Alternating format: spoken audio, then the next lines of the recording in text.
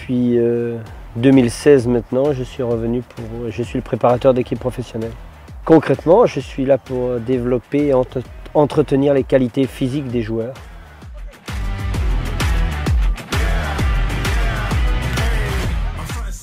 Par une reprise en main, quand on a eu un jour de repos, par une reprise en main qui est entre guillemets dans l'aérobie, c'est-à-dire des efforts plus longs mais moins intenses. Après on a un pic de travail un petit peu avant le milieu de semaine, où là on va travailler fort physiquement, avec ou sans ballon d'ailleurs, parce qu'il y a des séances qui peuvent se faire de préparation physique intégrée où le ballon est là.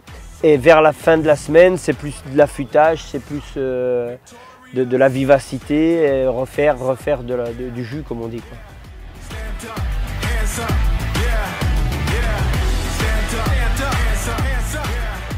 On a pas mal de paramètres qui nous permettent d'objectiver leur forme physique, mais surveiller, ça se fait d'une manière un peu démocratique. On n'est pas non plus des policiers, je dirais, on n'aime pas les fliquer, il y a une bonne confiance.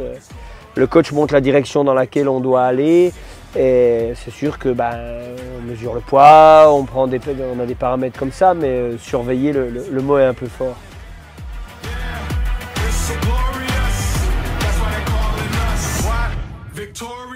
Ouais, la récupération dans des périodes de 3 matchs, c'est des moments clés, mais le club a mis en place beaucoup de choses pour tout ce qui est ce qu'on appelle prophylactique. On a maintenant de la cryothérapie corps entier ici, on a des bains froids, notre staff médical possède pas mal de méthodes aussi. On a cette année ajouté un masseur. Et le côté nutritionnel est important aussi, puisque dès la fin des matchs et des entraînements, on a des boissons de récup, on a des rations de récup. Donc c'est plusieurs paramètres qu'on met ensemble pour faire une synergie de récupération. C'est pas juste moi, c'est vraiment collégial. Et même dans les entraînements d'après-effort, les coachs aussi tiennent en compte de ce paramètre. Parce que faire un bel effort, un beau match, c'est bien, mais pouvoir les répéter, c'est la clé actuellement.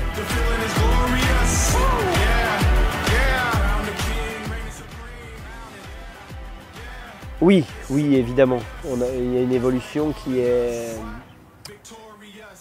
est très prégnante, c'est la technologie. Avant, il y avait beaucoup plus d'empirisme, et depuis les 10 dernières années, je dirais, on a de plus en plus de paramètres pour objectiver ce qu'on voyait avant. Et c'est aussi un piège, parce qu'on a l'impression que maintenant, celui qui maîtrise l'outil technologique maîtrise la préparation. C'est complètement faux, il maîtrise juste un outil, c'est un peu comme l'informatique, quoi.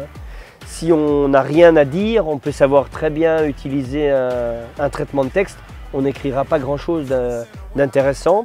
On a beaucoup plus de data, et je veux dire qu'actuellement, dans un club comme le nôtre, on a peut-être plus de data qu'on est capable d'en traiter. Donc c'est aussi à se pencher pour l'avenir. Et il faut aussi se méfier, parce que le football n'a pas changé, on a beaucoup plus d'informations, mais le football n'a pas changé. Et par expérience, je sais toujours que ce n'est pas toujours mes joueurs les plus physiques, ceux qui ont les meilleures data et les paramètres physiques les plus hauts, qui sont titulaires dans les équipes où j'ai travaillé.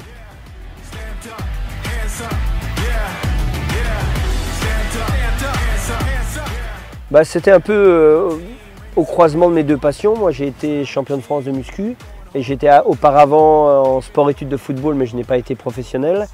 Et c'est le bon mix, je pense que c'était la voie qui était prête pour moi.